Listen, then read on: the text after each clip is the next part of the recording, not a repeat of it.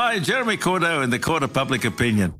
I'm just on air here to let you know that we'll be live streaming the Court of Public Opinion every Friday between 9 o'clock and 12 on jeremycordeaux.com.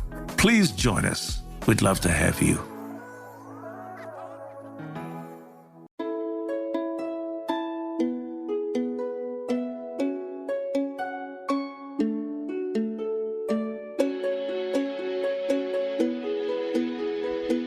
Welcome to Hong Kong Confidential. I'm Jules Hannaford and I'm your host. I'm an Australian woman and I've been living in Hong Kong for many years. I'm a mother, a teacher, an author, and I want to share my wisdom and the wisdom of others with you. Thanks for joining me and I hope you enjoy the show.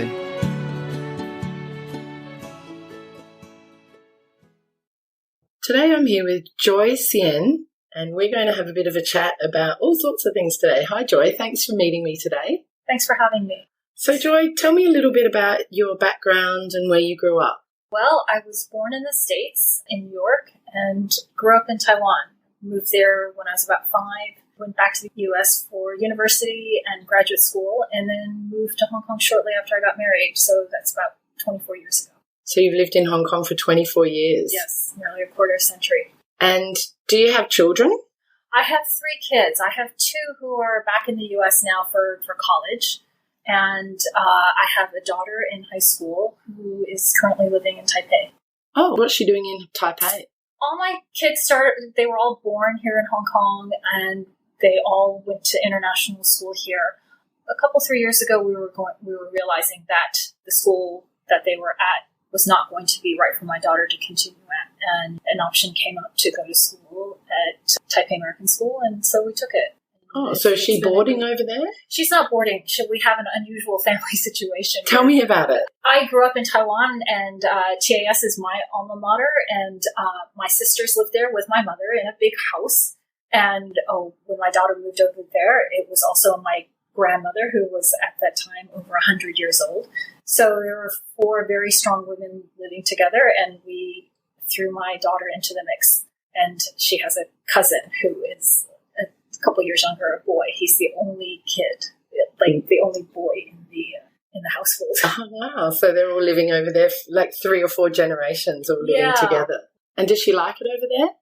She does. It's been a good school for her. And there's a little more, there's more optionality in terms of the courses that she can take, and it's been a good transition. Oh, that's fantastic. Yeah. And tell me, how do you find living in Hong Kong, given that you've been here for 24 years?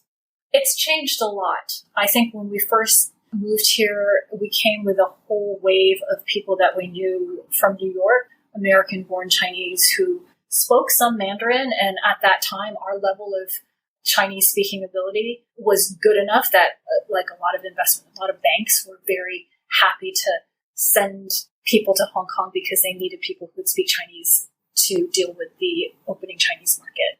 Now that's different. China has now come up with its own batch of highly capable people who could work in these banks, who are highly educated, whose English is probably just as good as ours, and of course whose Chinese is even better. So we're sort of becoming dinosaurs. So you think there's a real shift and that there's not so many expat bankers and businessmen coming to Hong Kong because locals can fill the roles? I think in certain industries that's the case. Certainly, you probably have to be more skilled in terms of with Chinese in order to be considered for certain roles now than was the case 24 years ago. So your husband's Chinese? My husband is an American-born Chinese, just like I am. He was born in the States, educated in the States. He spoke Chinese growing up because he was the oldest boy, and his parents made a point of speaking Chinese to him. Like me, our Chinese isn't perfect. We weren't educated in the Chinese system, and so our Chinese is mostly conversational. And do you find that you use your Chinese much here in Hong Kong? When I was working, yes, not because I was actually using it, but because even though I wasn't living in Hong Kong, which is Cantonese speaking, and working in offices that were English speaking, people like the secretaries or the staff who knew I could speak some Mandarin, they all wanted to practice their Mandarin with me. And so they wanted to speak in Chinese, in not Cantonese, but Mandarin. So do you speak Cantonese as well, or just Mandarin? To my everlasting shame, I do not really speak Cantonese very well. I can understand enough to get by. And do you find that many people, because Cantonese is really the major language in Hong Kong, do you find many people understand Mandarin? I think people feel that it's important to know Mandarin. Because it's the biggest business language in Asia, right? Well, and also the fact that Hong Kong is now, since 1997, a part of China. And there is, there's a much greater presence of Mandarin speakers here. Chinese tourists that come to Hong Kong provide a lot of revenue. So it's important for the local population, or a lot of local people feel that it helps their career opportunities if they speak Mandarin. Sure, and that makes complete sense. What was it like raising your children in Hong Kong? I can't complain, because if I were living in the States, I would probably have had postpartum depression, trying to deal with a newborn baby, coming home maybe a day after I'd given birth, not having any help at home. Here, especially 24 years ago, help was affordable. You could get people to come in. And I was able to, if my kids were driving me crazy, I could call my friends up and say, look, I need a cup of coffee with, grown-ups. And I could leave my child with somebody who I trusted and where they would be well taken care of. And I could go out and sort of take care of my own sort of emotional needs. Well-being. Yeah.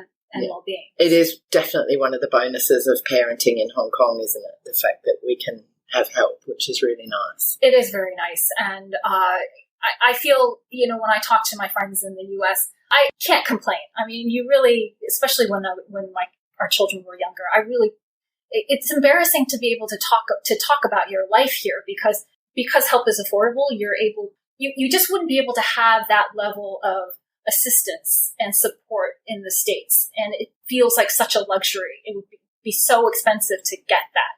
And here it was fine. Yes, we're very lucky. But people in the States would think, oh, you're so privileged. Yes, exactly. So you've mentioned that you dealt with teenage depression. Was that your children, or is that something that you went through? It wasn't me. It was my kid. And I have one child who, during his year 12 year, which is an important year, the year before, if you're applying to U.S. colleges, your junior year is really important in terms of grades and what you're doing. He came and told me I'm really struggling emotionally. My brother has gone away to university, and my sister has left to go to Taipei, and I'm just not dealing with these transitions as well as I thought I would be able to. And so he really struggled. He struggled with motivation. He had a hard time getting up in the morning. He would go to school, but just not be able to get himself to slog through all the work that's involved with being an IB DP student. So firstly, it's really lovely that he felt that he could come and talk to you. Did you realise he was feeling that? I didn't. And maybe I was too caught up with my own sort of feeling sorry for myself that my eldest was going away to college, and wow, I'm getting older. And my daughter was leaving to go, and I was going to have to manage this other process in another country. And I really it didn't occur to me that my second child, who was going to be home in the same home that he's always been in, that he would struggle.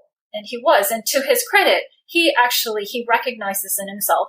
And he went and he lined up his counselor at school, as well as his advisor, told them he was having issues and that he was struggling, sort of hammered out a plan with them, and then said, I'm ready to tell my parents that I'm having these problems. And so I got called in, and there was the three of them talking, and they had already sort of talked about it and figured out how things were going to move forward. And as a parent, how did that feel, to have the school call you in and to discover that there was depression going on that you weren't aware of? I feel a little guilty that I didn't recognize the signs, but I was very proud of him that he was sort of self-aware enough to say, hey, I'm struggling. I need help. Where am I going to get the help? I'm going to use the resources available to me and try and get myself out of this. And I was really proud of him for being able to take the initiative, especially when he was feeling bad. Yeah, I'm sure that was probably a huge relief. And it's hard for young people to ask for help and to reach out sometimes. And I think it's even more difficult sometimes for boys. Yes, definitely. I think, things are always along a continuum. And I think in general, boys are less willing to tell you about their problems. They're less willing to come forward and say, hey, I'm struggling with something. Girls have that reputation of being able to be better at communicating. But this particular child of mine, he is the emotional one in my family. He's the one that's sort of very in touch with his feelings, who's, hey, I'm really upset about this, or I really love this. I'm passionate about something. I think my other two kids are a little bit more, they're more subdued in that way, or they're less emotionally flamboyant. When you found out that your son had possible depression, could you then look back and see signs that you'd missed, or even on reflection, was it not really obvious to you as a mum? It wasn't really obvious to me. Partly I was sort of caught up in trying to move my first child into college, try and figure out all the things that he needed. I was traveling to the United States to set stuff up for him, and then also trying to get my daughter sort of trying to figure out what was going to happen with her. So definitely he was the one I sort of just took for granted. Sometimes the middle child is, isn't it? And I think he's probably always felt that way. Now, the lucky thing was actually, he was there and he was the only one at home, and we were able to sort of focus on him, I guess. I don't know if he liked that or not. Sometimes you don't want to be the focus of scrutiny by your parents. Did you then, after the school got involved, just leave it in the hands of the school and the counsellor, or did you seek outside support as well? I definitely looked for outside support. So what did you do? Since it was his year 12 year, and it's an important year, and I knew that we were going to be dealing with college applications very soon, I figured that we needed to sort of scaffold him in every way that we could, whatever resources that we were able to sort of gather and use, that we were going to look into incorporating them.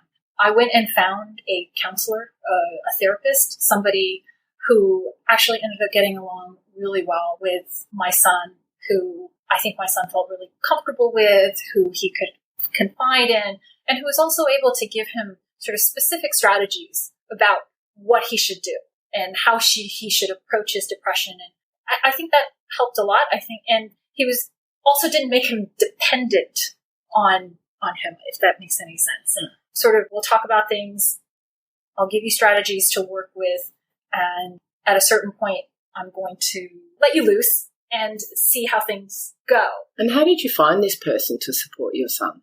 Did you just Google? Or did the school recommend? Or did you have friends who had similar experiences? I had worked with this gentleman before with my daughter who had some anxiety about something. And I thought he was terrific. And again, I liked his approach where it was, I'm going to empower you to solve your problems. I'm going to give you strategies where you can sort of learn to manage things on your own, because you don't want to create a situation where you become dependent on somebody and for the rest of your life you're like, oh, every Thursday I see my psychiatrist and we talk about my issues.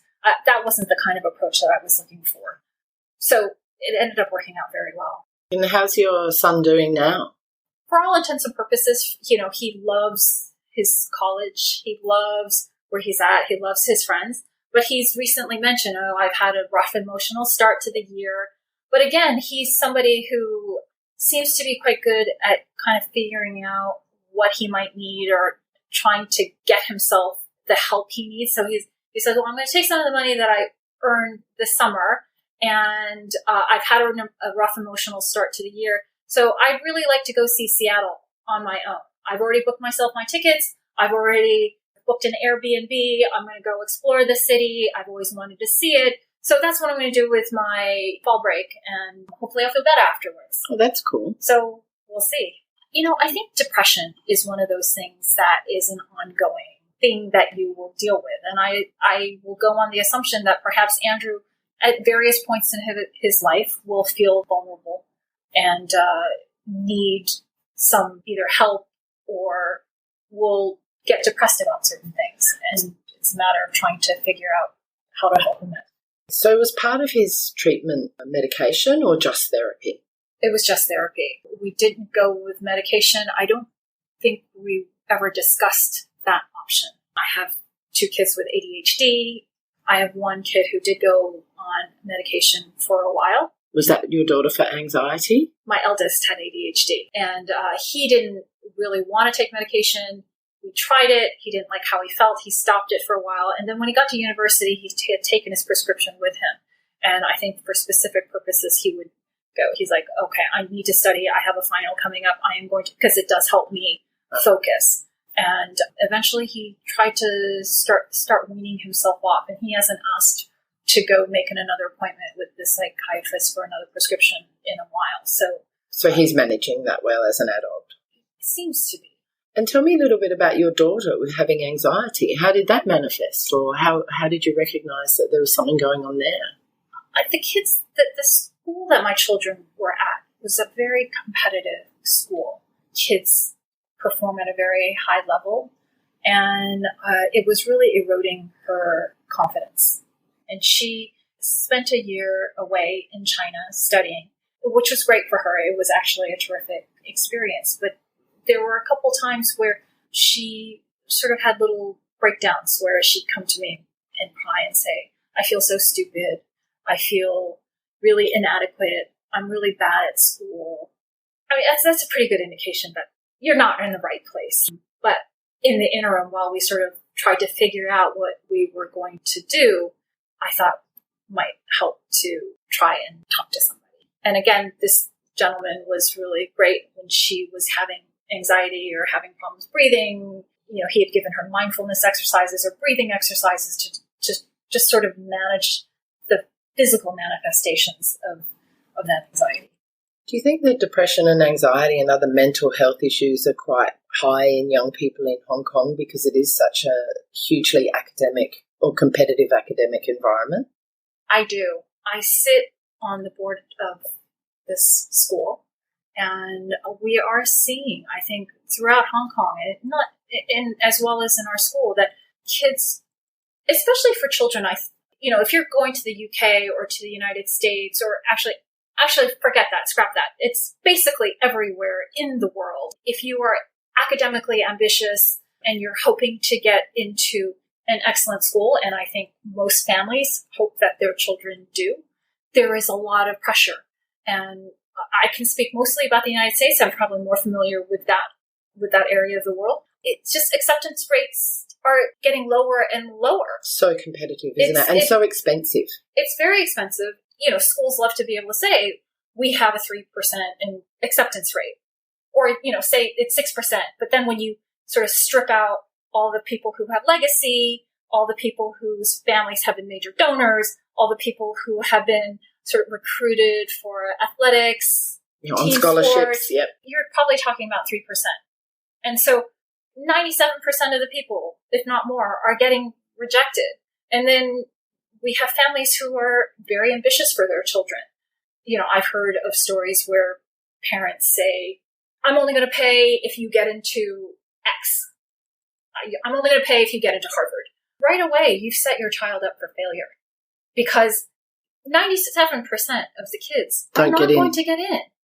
And right away, what you're saying is that, and that's an extreme example, of course, but I think as parents, we send all kinds of inadvertent messages to our children in terms of, well, school's really important. How could you not have gotten a good grade on this? How come your grades aren't better? How are you ever going to get into a decent school with these grades? And basically, I think as parents, you want what's best for your children. You're coming at it from a place of love. But what the child is hearing is, no matter what I do, I am not going to be, what I'm able to accomplish is not going to be acceptable to the people who are supposed to love me most in the world. That's not what they mean, I think, but it's the message that the child is getting. Hear. Do you think this is a cultural thing? Do you think this is synonymous with Asian families, or do you think it's really across the board and it can be in any culture that this sort of pressure is happening with teenagers and parents these days? That's a complicated question. Yeah, it's subjective because we can never really know. I think it's really hard to know. I think a lot of immigrants feel particularly pressured to have their children succeed. I read an interesting article in the New York Times where there's a public school district in New Jersey, in Princeton, where there's a high number of sort of Indian and Asian, Chinese and Korean immigrants who work for various companies. And they were very upset when the superintendent tried to start the day a little bit later to allow kids to sleep in a little bit. And what they accused the school district of doing is trying to dumb down the school and deprive their children of the opportunity to succeed or to accomplish academically. Which is really interesting because there's a lot of research that shows Right. that if children had a later start at school, that they might be more successful, particularly boys, again. Yes, I agree. And I know that there is science that supports that. But I think from their standpoint, they made a difficult decision to uproot their family, to go live in the United States, to give their kids an opportunity. But also, they don't have a support system in the U.S. Certain families who have been in the area, say you've been in New York for a very long time, you're established there, you have connections. Or like in Hong Kong, families have connections. So you're able to sort of talk to your colleague or talk to, a family friend and wrangle your child an internship or an opportunity to be exposed to a certain career or something, which may eventually lead to a real job, or you're able to get somebody important to write your child a recommendation letter that helps get him into a program or a school. And you think all of these things are more difficult in the US? I think for immigrants who are first generation, who don't have that support network in, say, the United States, it's much harder for them. And they feel that the only way that they're going to be able to have their children be successful is to get them into a top level school, an Ivy League, or, someplace like Stanford or MIT. Those are the schools that they know that they're excellent. They feel that it will give, a leg up when it comes time to finding a job. And it's so interesting talking to some graduates that I know, and I know that they say that they put out so many job applications and they really try. They don't get anything. They don't get anything back. They're lucky to even get an interview. And I know one girl who's amazing, and she's taken 10 years to get the job that she wants after graduating. The landscape of education and employment has changed so much from when we were younger. And parents need to keep that in mind. Well, I think that also feeds into the anxiety.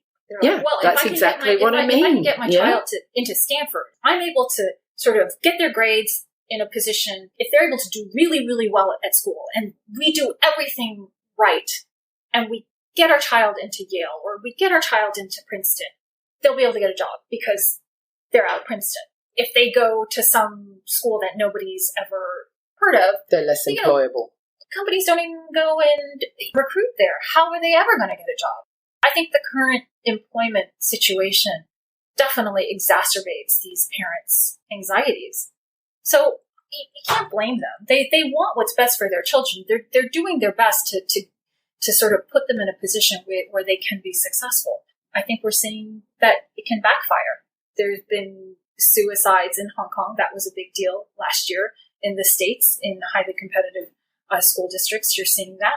And I think this is really good to be having this conversation and hopefully getting people thinking about, yes, the pressure's there, and yes, you want the best for your child, but, remind them how proud you are of them and keep an eye on their well-being and make sure they have a balance and all of those things. And I think the more that we talk about it and the more that people are educated about the changes and the pressure, then the better that is for everyone, I think.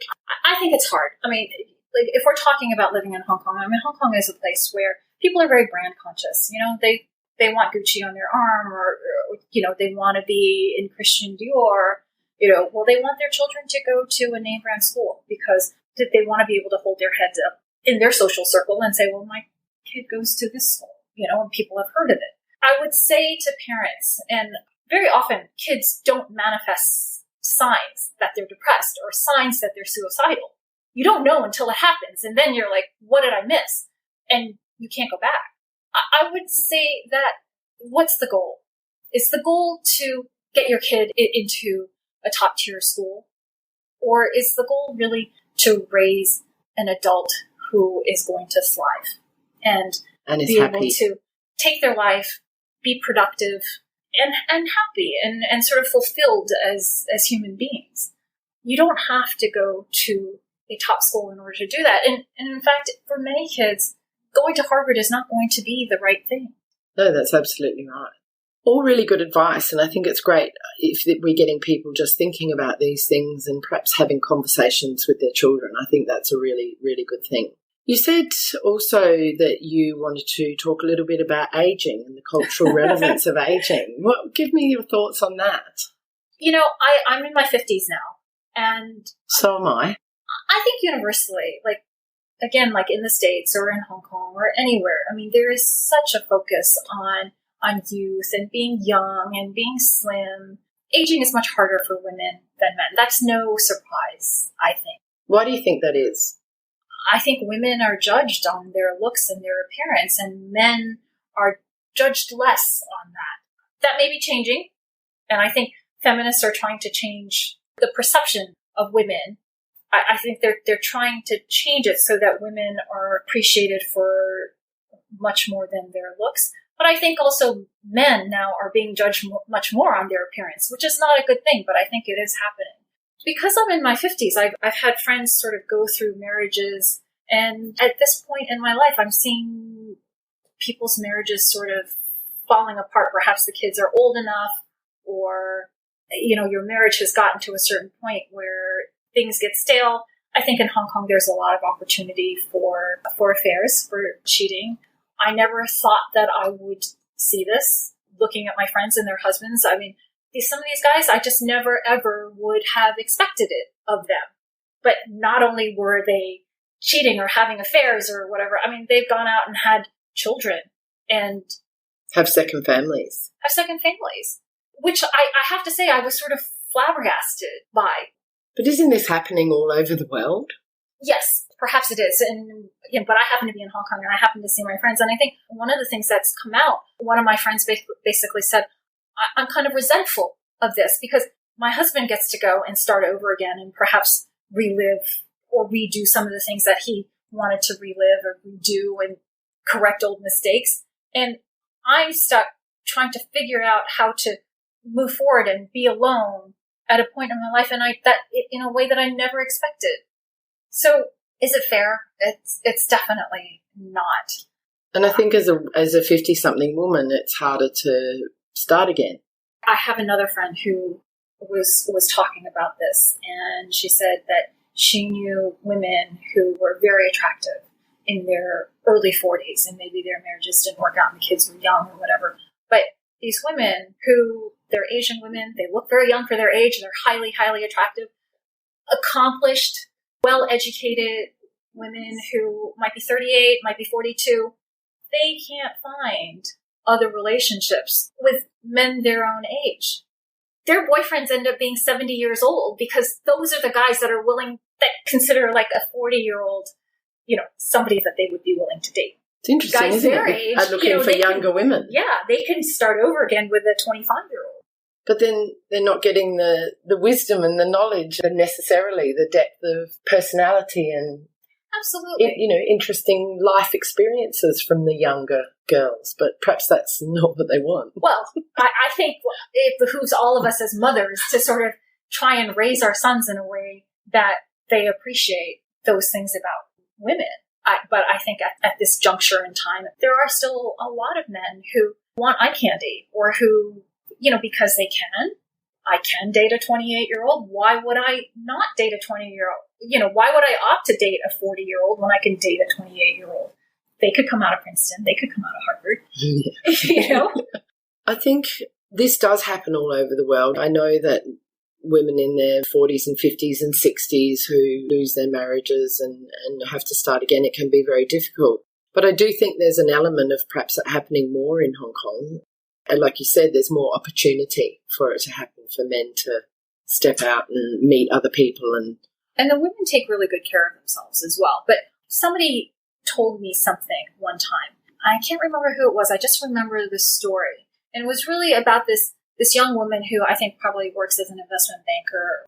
She was having a conversation with my friend who was probably a mother, full-time mother. And she says, I don't understand you expat women who go and take your kids and go spend the entire summer overseas back home and leave your husbands here, because there is just so much opportunity, and guys take it. It happens all the time. And you're sort of like, your wife goes off, you have no kids at home, you're working late, you go out for a drink with your friends, and stuff happens. I think Hong Kong is very, the environment does tend to encourage it.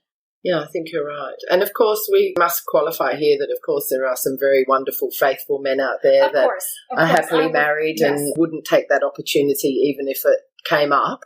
And they're out there. But unfortunately, there are people out there that don't. Let's just say in Hong Kong, it's very, and women do it too. If you want to, well, of course, because who are they having affairs with? Yeah, they're having affairs with somebody. But I do definitely think that the way society is set up and the way, there are a lot of opportunities if somebody is looking. So what are your fears of aging now that your children are leaving the nest and you're in your 50s? What sort of fears do you have? One thing that my father has said to me has always resonated, and it's just something that's always stuck with me. He told me on more than one occasion that his greatest hope for us is that we would always be sort of contributing members of society, that we would be productive. We didn't have to be, CEOs or rich, really wealthy, but that we would be additive to our communities. And I think over the course of the last 2 decades, let's say, a little bit more, I've been a mother, and that's been sort of my main focus is to sort of raise my kids, try and make them civilized and reasonably well educated and decent members of society, decent human beings. And once they become adults, I have to sort of figure out what my next thing is going to be. What is that? And at this point, I don't know yet. I feel very much like a work in progress. So what do? Do I want to go back to school? Can I work? Who's going to hire somebody who's been out of the workforce for so long? It's to feel that you're doing something that is additive, that you're not just sort of a waste of resources, I suppose. Yeah, and I think many women who take the lion's share of mothering and parenting and spend all that time with their children, and when they do leave, you are at a crossroads. And it's very interesting that it happens at a time of menopause, and it happens at the third stage of our life. And I think there are a lot of people out there going, well, now what is my value and what can I do? And it's not so easy when you don't have those transferable skills into the workplace to go and get a job, because you've been doing a really, really tough job at home parenting. Like, it's not a kick back, sit back, do nothing responsibility raising children. It's hard work. But I think there are many women all over the world at this time of our lives faced with that. And it's a tough one, isn't it?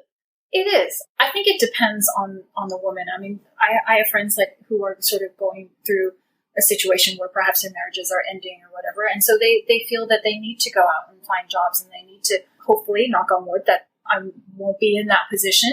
I think it's important for human beings to feel like they're contributing, or for people to feel like they're useful in some way. And I think it's when they stop feeling useful, that's really when you get old. And it doesn't have to be getting a job. It could be volunteering. It could be a creative hobby. It could be giving back to your community in some way. That's right. There are so many things that people can do. And it's really about, having the courage to get out and take a risk and have a go. Yes. Hopefully I'll find that thing. Yeah, I'm still working on it. I hope you do. I really hope you do. Because there's some exciting things that can be done. And everybody's living to a much older age these days. Well, not everybody. Lifespan is getting longer for people. Right. And so my grandma's turning 100 next year. Good on her. What a great role model. Still living at home on her own, doing her own thing. She can't see very well, but it just goes to show that I might only be halfway through my life. So we've still got a lot ahead of us, and we've got to keep that positive attitude and not think, I'm 50, it's all done and over. It doesn't have to be. Well, as you said, I mean, potentially I could have another 50 years ahead of me. Right? Yeah. I mean, what does that mean? For me, that means that I have to keep myself healthy, because an extra 50 years, I don't want that extra 50 years if it doesn't come with quality of life, right? So you have to try and eat right. You have to try and exercise. You have to try and do all of those things that are going to mean that you're going to be mobile, that you're going to be able to be active, that your brain is going to be functional. I mean, and that takes work. It's harder and harder. I mean, even just trying to stay fit, that's harder as you get older. I probably didn't expect it, I think. When you're young, there's a certain arrogance that comes with being young. I know, and doesn't middle age sneak up on you quickly? Yeah. It really does. I was such a snot. I remember being 18 and thinking, looking at 30-year-olds and thinking, oh, their lives are over. It's so old. Now I'm looking at them as like 30-year-olds. I mean, they're barely getting started. They don't even know how their lives are going to turn out. And the other thing that I really think about now is, oh my God, when I was 30, I looked fantastic and I had so many opportunities and my body was gorgeous and I had no idea. And you didn't take it. And back then, it was still all you could focus on. Still self-critical. My thighs could be thinner. I could, I wish my boobs were bigger or smaller or whatever. I mean, there's always something, to criticize about yourself. And really. Yeah, if we could look back now and say something to that 30-year-old, it'd be like, you look amazing, embrace everything, go for it. I think good looks, I think looking attractive, it's one of those things in our society, it definitely gets you places. It helps in our society to be physically a certain way, to look good. I think you should exercise, you should do all those things. A little bit of vanity, if you want to go and help yourself out in some way, go ahead. I think it's healthy. I think you should make yourself feel good about how you look. But also, I would say to women, especially young women, is that I would hope that they also find things to focus on to feel good about themselves in other ways as well. Because no matter what you do, no matter how hard you work, how many hours you spend at the gym, it will catch up on you. When you're 50, you are not going to look the way you look at 18. You can look really good for 50, but you're still going to be 50. And if you don't have those other things to fall back on, I suppose, or to be happy about or to be satisfied about in your life, it's a really tough slog because the physical stuff, it falls away. I completely agree with you, and I think that it's so important to be happy on the inside and feel really good about yourself, and I think making a difference in the community and doing things to help people and giving back and all that sort of stuff is far more important than what you look like on the outside, and that's what we start to realise as we get older. Yes, that is hard-fought wisdom, right? That's hard-won. Yeah, it comes to us at some point. And sometimes it's a little late. Yeah. You're like, oh, I wish I knew this when I was younger. And that's why this is great we're having this conversation. And if there's any young girls out there listening to us, embrace what you have, but also work on your inner soul. Work on yourself from the inside out. And don't spend so much time worrying about your imperfections, because beauty is in the eye of the beholder and none of us are perfect. Absolutely. You're right. I think everybody looks back on their younger selves and thinks, if only I knew. If only I knew. If only I realised. Just that freshness, that youth is really attractive. But you know what? When we're 75, we're going to look back on now as 50 and go, oh my God, we were hot. We didn't even know it. It's all relative, isn't it? I think finding those things to be happy about yourself and feeling a sense of accomplishment, trying to find those feelings in yourself, feeling productive, feeling like you're making a difference, even if it's just like in your pet's life, in somebody's life, that you're doing something positive or that you have something to contribute to your community or to your society other than how good you look. I think that's worth everything. Fantastic, Joy. I absolutely agree with you. Thank you so much for meeting with me today. It's been a real pleasure talking to you. Thanks for sharing your wisdom, especially with your children and the difficulties they've faced. I think it'll be really helpful for others. It's been great talking to you. Thank you so much. Thanks for having me. So that brings us to the end of another Hong Kong Confidential podcast. I'm Jules Hannaford. Thanks for joining me, and I hope you'll be with me again next week. If you enjoyed today's podcast, please can you go to iTunes to rate and review it. I would really appreciate your feedback. You can email me at jules@hongkongconfidential.net, and you can find me on Facebook and Instagram at Hong Kong Confidential. If you'd like to hit me up on Twitter, it's at Jules Hannaford. I would love to hear from you.